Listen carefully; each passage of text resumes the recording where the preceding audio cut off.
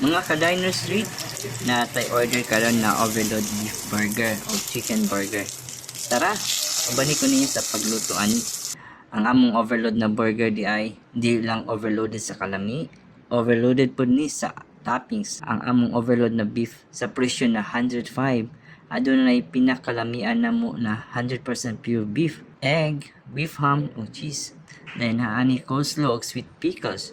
Sure ko nga dili gyud ka magmahay sa imong kwarta kay busog gyud ka.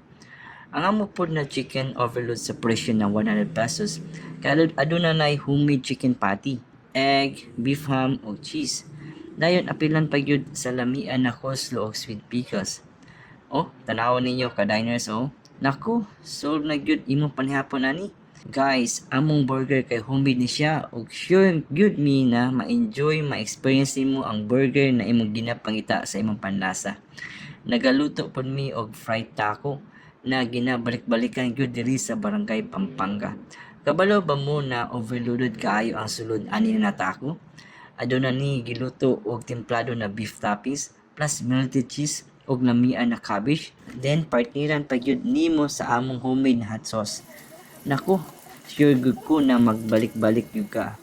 Busa mga ka-diners, kisa tong nag-crave og lamian na burgers o fried tacos, bisitahan namin diri sulod sa Barangay Pampanga, Davao City. Nag-open mi 3 p.m. taman sa alas 12 sa gabi. Hulaton tamo dinhi ha para malutuan tamo.